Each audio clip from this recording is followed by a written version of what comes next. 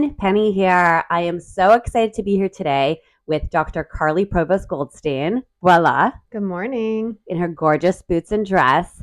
And we are here today at Essie Care. I'm so excited to introduce you to this amazing practice for women's health right in Greenwich, Connecticut. They also have an office in New York City. Dr. Karli, tell us about yourself. What do you do here at Essie Care? So, we are a boutique pelvic surgery practice. So, we do minimally invasive gynecologic surgery.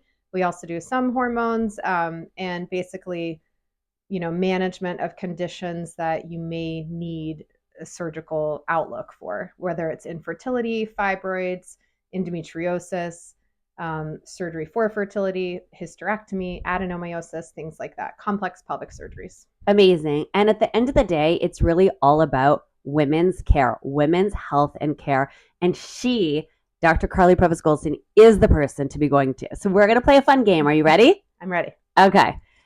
Hopefully I get all the questions right. This is a true or false. So true or false, and then you can give a little explanation for just everyone listening. Okay. So stay tuned. Listen closely. True or false? You have to suffer through heavy bleeding of perimenopause and just deal with it until you hit menopause. False. So there are a lot of options with the heavy bleeding and perimenopause. And, patients can really experience a whole change in their bleeding. They can have normal periods their whole life. And then once they hit perimenopause, they're bleeding through pants. They can't wear white pants. They're planning their vacations. It's really terrible. And there's lots of great options that you guys will hear from. Even Dr. Robbins from the Elm, she likes to do IUD plus hormones. There are many options, but even if you're failing IUD, you failed ablation, uterine ablation surgeries, you have a lot of polyps, fibroids, there's options for even things like a supracervical hysterectomy with minimal downtime and get you feeling your best, especially if you have things like low blood count or anemia and you're really suffering through this. So you don't have to suffer. There's a lot of options, and we can do things in a way that reduces risk of cancer and also gets you something you want at the same time. You don't have to suffer and no bleeding through your white pants. There you go. Yes. I love it. Okay. You can do, true or false, a modern mommy makeover while already under for the hysterectomy. True. So this is an exciting one of my favorite surgeries is that we combine a hysterectomy or a gynecologic surgery, like something for endometriosis or fibroids, at the same time of doing a mommy makeover or something plastics, even if you're not a mommy and you want a tummy tuck because you've lost 80 pounds. Very exciting. And we want skin removal or something. We have a great team that we work with of plastic surgeons and PAs and everything that we do really awesome makeover work with something gynecologic at the same time as and therapeutic as the same time as something for you. So And no one even has to know that you did it, right? yeah. There you go. I love it. True or false? Pregnancy and having babies cures endometriosis. False. So this is a big false, and it's not only just an old wives' tale, but a lot of physicians would tell their patients, just get pregnant and you'll be fine and your endo will go away. It actually doesn't go away, and I think the misnomer comes from during pregnancy. There's a high progesterone state that endo patients often get relief of their pain symptoms. And remember, you're not menstruating, you're not having a period for usually 12 months to 16 months while you're pregnant and breastfeeding if you breastfeed. So there is a hiatus and kind of a break from a lot of the pain symptoms. However, I do find that patients often will have pain come back or even heavier periods after giving birth once they stop breastfeeding, or if they don't breastfeed, then it may come back immediately. And there are patients that didn't have endometriosis their whole life, but can actually develop it after a cesarean section or after childbirth. So that's a big misnomer that it actually cures it. And I know a few women and friends who are in that specific case. So thank you. True or false? Conservative fibroid surgery is less invasive or easier recovery than a hysterectomy.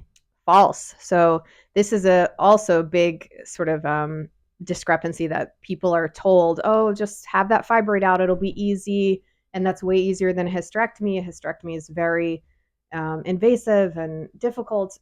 Actually, and not that I'm doing a big plug for hysterectomies, but this is a big misconception in gynecology, is that fibroid surgery is very easy. Technically, we can do it, and we do it minimally invasive, and we can do it really well, and we can suture up the uterus.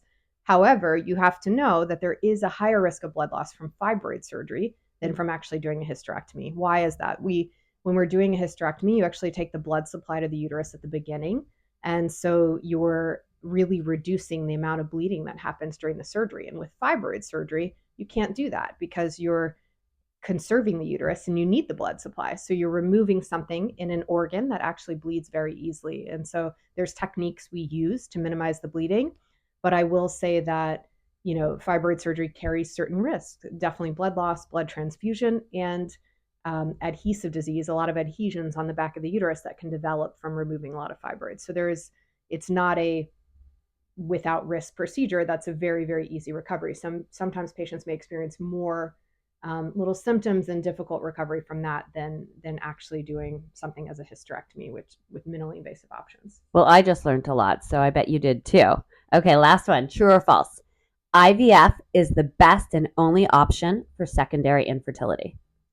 False. So secondary infertility is when you've been able to get pregnant easily with your first child, and or maybe even your first and your second, or first, second, and third, and then suddenly you're having miscarriages, you're not able to get pregnant, you're trying for several months and you can't get pregnant or hold a pregnancy.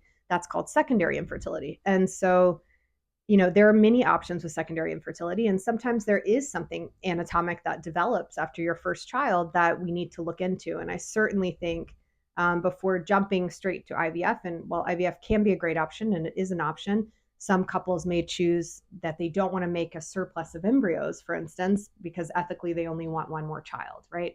So there are many options that we need to investigate. And I think doing great pelvic imaging and ultrasound, really going through the history of what's happening, what are all the symptoms are, we can kind of tease out what we think could be the contributing or the root cause of that secondary infertility.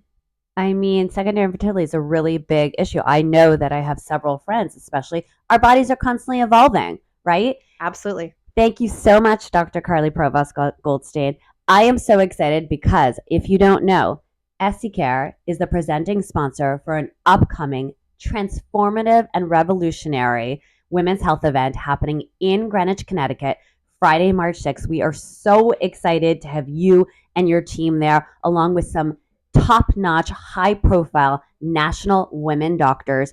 Make sure to join us. We're so excited about it. You excited? Very fun. We're very excited. We're coming up with all the goodie bags and the mocktails and all the stuff. It's going to be a fun Friday. Dress chic. It's going to be elegant and it's going to be transformative. Hope you join us. Bye. Bye. Have a great day.